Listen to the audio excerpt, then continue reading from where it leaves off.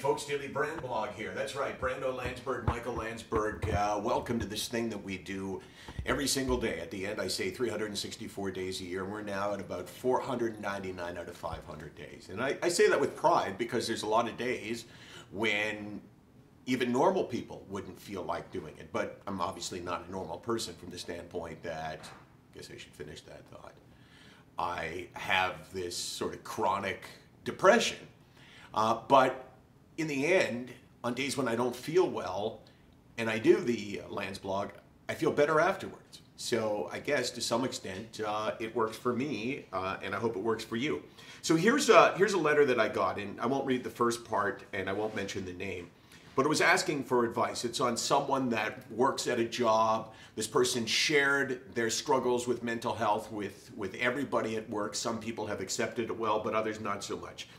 This is the question. I don't need to tell you that not everyone sees it this way, the way we see it, sick, not weak. I know that there are people who don't want to have anything to do with me, don't take me seriously anymore, and want to silence me. What do I do since I can't simply ignore them and walk away? I have to work with them. Is there any way to protect myself in my career? And I think that that's a really tough question to answer, for sure.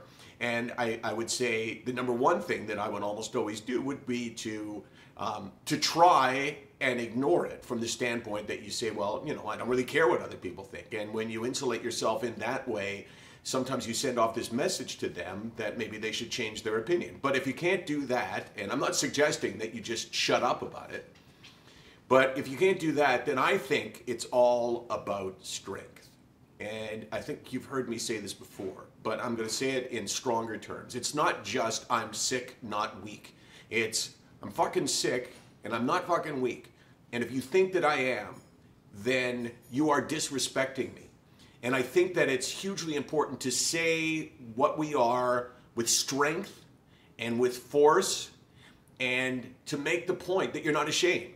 So I think what you want to send off is, look, I'm sick, but I'm not weak. And yes, I have this illness, but you are disrespecting me by treating me in this way, and I will not allow it. You need to understand that mental illness is the same as a physical illness. You would not ostracize someone with cancer or someone with diabetes. So why are you doing it to me? Well, you can't believe that it's contagious, so I'm assuming you're doing it to me because you think somehow I am weak and somehow this is self-inflicted. And you're wrong. And I won't stand for it.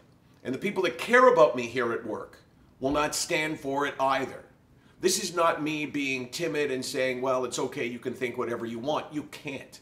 I demand that you see this as a verifiable illness that has affected my life. And the fact that you don't see it that way makes me really, really mad.